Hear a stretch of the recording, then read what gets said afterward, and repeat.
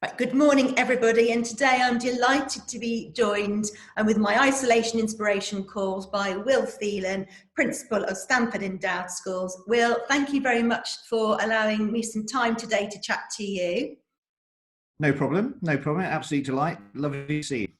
Thank you. I'm very interested to hear about the education, impact, of course, that the pandemic has had, and more so about how the school has adapted. So before we get on to that, just briefly, I'm sure the majority of people watching this locally are very well aware of the school, but give me a little brief intro, if you wouldn't mind, on yourself and the school, and then we can go on to talk about how the school has adapted with remote learning, because we're a week and a half into term now or so, aren't we? So you can tell me about that. Yes, we are. Yeah, we are. So the Stamford Endowed Schools have 1,650 children in them. We have 555 staff. We're the biggest employer in Stamford.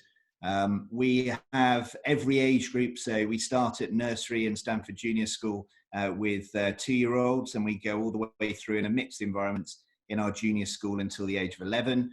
About 360 children there. And then we have a boys' school, Stamford School, and a girls' school, Stamford High School. And they take the children all the way through to 18, but at the sixth form level, it's completely joint education. So lots of academics in the classroom between the age of 11 to 16 are single sex, but actually all the co-curricular goes on jointly. So I like to call it single sex academics, mixed education. And that's a really good way to describe us. in a sentence, well done. So yeah, that's my elevator pitch, as it were, about the yeah. schools. So obviously we can't be in those classrooms now. The children can't be mixing and playing sport and learning in that typical environment that we're all, so familiar with. We've now gone virtual. Tell me how that's been going for everybody. So somebody described it to me this morning. There's obviously quite a lot of very tech-savvy teachers, and we made the decision 4 years ago to really sort of reinvigorate and reinvent our IT provision in the schools. And we have lots of people who are very au fait with IT and IT systems. And then we have some who aren't so much. And it was very interestingly described to me. It's almost like for some people being dumped in the middle of the French countryside, not having any language, and then suddenly having to sort of sort yourself out. And that's quite a good way to think about it for some people. So, my colleagues here at whatever level, so we have to try to understand and generate how we do remote learning for year ones, and we have specialists there, and then how we go all the way through the schools into how we do it for sixth form. And I think there's a slight difference in sort of year 1 to year 4, where there's a real focus on working with sort of SharePoint and setting tasks and that sort of thing. And then once we get to year 5 and above, we're very heavily working on Teams, which we've been working on for a couple of years, but not really using hugely. And what it's done is it's sort of accelerated that whole program. So I've heard some stories of some schools having every lesson on as a live lesson, and I just think that's exhausting for parents, it's exhausting for kids, and exhausting for staff. And I think that our staff are probably working just as hard as ever, but in a different type of environment. So, one of my jobs has been to make sure we've got as good a provision in place, but also to make sure that my staff are sort of looked after as best they possibly can, because it really has been quite surprising, the sort of the effort that the shift has taken in our normal lives. And of course, teachers are very much social animals, otherwise we wouldn't be in the job in the first place. So they miss that as well. So I think that there's been a big use of sort of what I would say third. So I would say third of work, third online, and maybe doing something on a whiteboard online, and then a third as a live lesson. And then I think the staff has sort of adapted to that. And then that seems to be working very, very well. And that's certainly, from what I've heard, our parents are very appreciative of that as well. Yeah, well, I think everyone's learning new skills, aren't they? And I think coming out of this, we'll all bring something hopefully positive from what we've been thrown into, like I say, into that French field. We'll all think out of this. I think it's perhaps just like you say, it's just the social interaction and the spontaneity we're all missing really from that. Whether it's the water cooler moment in the office that you're missing, or whether it's just that joke in the classroom and that look and that, that kind of being sparring off everybody, it isn't there. And that's the challenge, I think, with the learning. It's a bit stilted, isn't it, for the kids? So we've got to be mindful of keeping them going. So I'm sure, like you say, for the younger ones, that is a challenge. So certainly the older children, I've got a 14 and 16-year-old, as you know, and they're very adept at, dealing with things on their phones, and they're tech savvy, aren't they? And they're good at switching between one thing and another. And I do feel for the younger children and sitting, in a kind of staring at a screen. It's difficult. So well done to your staff. Yeah, there. I mean, yeah. I think one of a really good way to think about it is that you don't want children in front of screens. We normally complain constantly about children being in front of screens. We don't want children in front of screens the whole time. So, I know that my children have been off doing art projects, and they've been set work to go and find a flower outside and go and draw that flower, which then they can bring in, and then they can do the biology lesson. And it's those sorts of ways that you can manage to get children out of the seats and outside. That's what their life is like in school, and it's trying to make sure that we do as much of that as possible. And I think it's getting that balance right. And I think if you don't get the balance right, they're either on the screens the whole time or not doing anything. And it's about getting that balance absolutely spot on. So as we're all, on screens and trying to mix it up a little bit, do you think in any way that the pandemic will impact on education, the way it's delivered in the future, Will? Do you think we're going to take something from this, like I say, and do you see any changes in the way you do things? Well, I hope so, in so much as we've all been dumped in that French field now, and we've got to learn French. And I'm hoping that actually that has accelerated a process for seeing the great benefits that computers can offer. I have this image, though, and I've thought this for quite a long time when it comes to technology and it comes to schooling.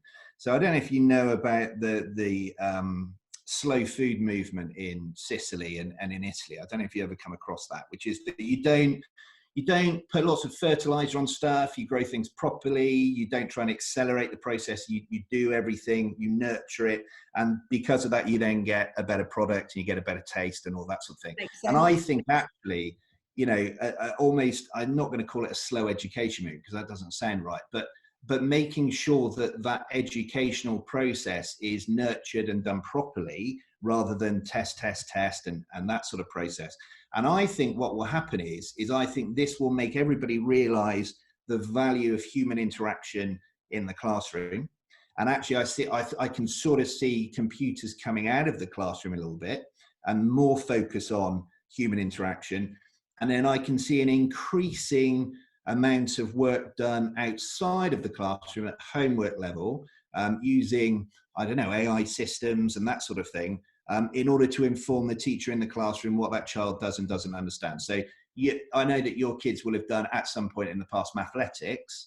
So mathletics, or Hegarty maths is another good one, informs the teacher what the children can do and what they can't do, which enables the teacher in class to focus on how they can develop those children properly. So I think that sort of juxtaposition will happen. So I think less computers actually will now be in the classroom and more at home to inform what goes on. And I think there's going to be this really big focus on human interaction. And I think you'll see it in every part of society. That will be the big effect of this, is how important it is to have face-to-face meeting. Yeah, we're already seeing it slightly just in the local community, aren't we? And we can talk about, that next with you. But certainly in the village where I live, obviously there's all the clapping that takes place, of course, on the Thursday. And everybody's saying that they know their neighbours' names now. They hadn't used to before. And that's fantastic. So that in the village and the community angle, it is brilliant. But it's great to hear your thoughts on where you think, it will affect the education sector, and imagining those really enriched classrooms again and people making the most of it will be a really wonderful thing if we can take something from this. Yeah, I mean, I've always said that the grades are the key to get you to the next stage of your life.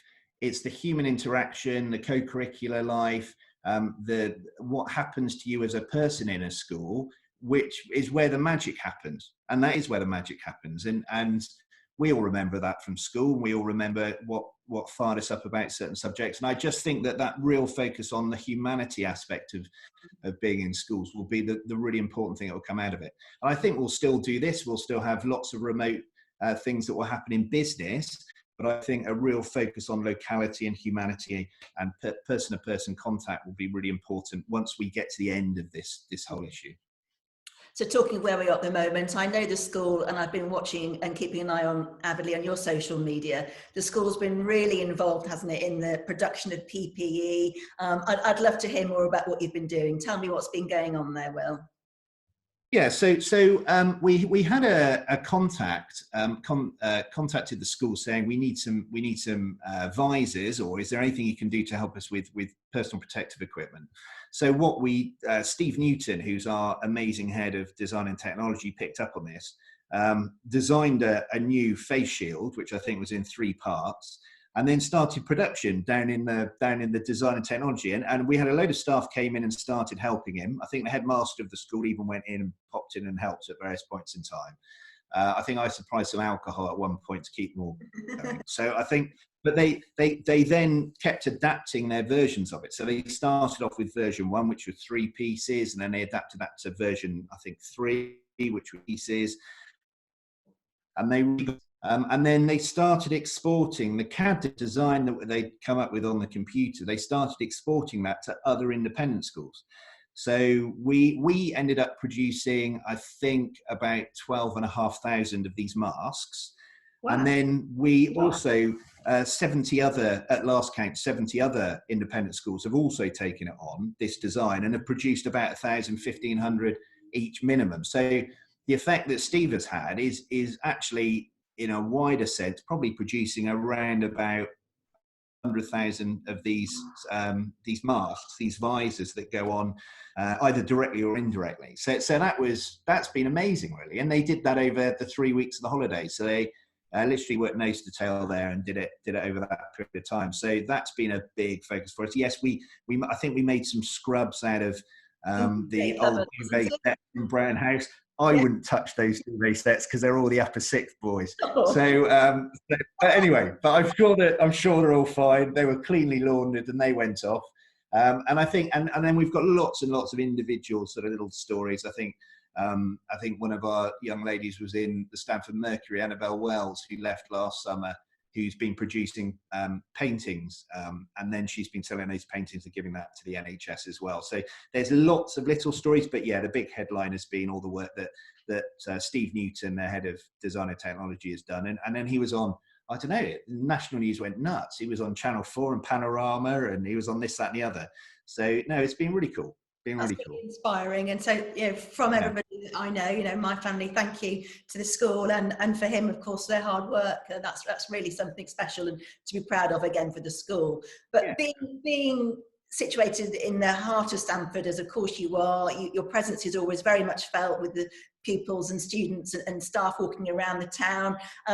Looking forward to when restrictions are lifted. Will, what's the school got planned for re-engaging themselves back in the community with the shops and services when it's safe for us to do so, of course?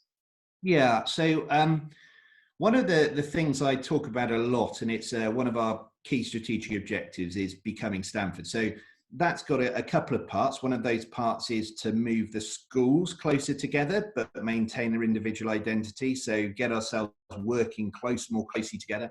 Part of that is to work with our community schools a lot more closely, with Stamford Welland and the college, and also with the local primary schools. So that's the second sort of tag for it. But the third tag is our relationship with the town. So my staff are now governors on 12 different local schools in the wider community. We work very hard with our local community to ensure that we're not seen as some sort of town and gown type school. We feel that we're the biggest employer. We've got a responsibility to the town, but we don't want that to be paternalistic. We don't want to be, we want that just to be a partnership. So we work very, very hard on that. We used to put about £250,000 worth of contracts into the town. I think last year we put £1.7 million worth of contracts into the town. So we're actively making an effort to establish ourselves locally. I sit on the Chamber of Commerce. We sit in various different bodies as well. So that's a big focus for us before this all happened. And there was quite a big article in the Independent newspaper about that. And then the second thing that we have been really involved in, and Hannah Hamilton, who's the Director of External Relations, and Joe Peck, who's the Head of Fundraising, have both been absolutely instrumental in this, is our relationship with Shop Stamford, which we've really sort of begun to try to integrate with and become a big part of. And we've melded with our foundation card, which provides full bursaries for local children to come to the school. And we'll get that up and running again. So we'll put some real sort of focus behind some events and getting people, when we all get back into work, there's some events planned for how we're going to bring people into the town and help support those businesses. I suspect the coffee houses are missing the students as well. So, I think everybody will just be pleased. I look out on, I'm sat in my dining room here and I look out on the chapel lawns and it just looks bereft of without kids in it. And I just think that the sooner we get them back, the better, as long as it's safe, So we're all looking forward to that time when they're back in, and I'm sure the town is as well. And I'm sure the town is annoyed with them. I've just lost you there, I think. Can you hear me, Will? Oh, I've lost you. Are you there? Am I still here? Just got you back now. Just got you back. There you are. I think you were just saying that you're missing, obviously, all the students and pupils and the buzz that you get from them in the town. So yeah, we're all looking forward to that. Just finally, before we go, just share with me where's the one place that you and your family are looking forward to going to see once restrictions are lifted and we're safe to get out there again. Tell me where the one place you all want to desperately get to. So I think Lorna, my wife, would like to go to Greece. But actually, we go on a holiday every year. We've been for the last 20 years with family, friends of mine from university, where we go to Cornwall. We go to Trevose. We stay on the golf course. We play golf. We do the same thing every day. Same different things, but the same routine. The kids, we've been going there since before the kids were born, and Trevose Golf Club on, near Padstow and Constantine Bay and that sort of area. They want to get back to, I think. So that's the place we're all sort of holding out there. And I think Lorna will still hold out for Greece. So there you go. Well, I wish you all the very best. Love to your family. Thank you for your time. We're very proud of the school and all the staff and how they've adapted and what they're doing to help the children to continue with their studies. So thank you on behalf of us, and we wish you and your family all the very best of health. Well, thank you very much. It's great to talk to you, Lottie. Okay, see you soon, Will. We'll catch up soon. Bye. Bye-bye. Bye.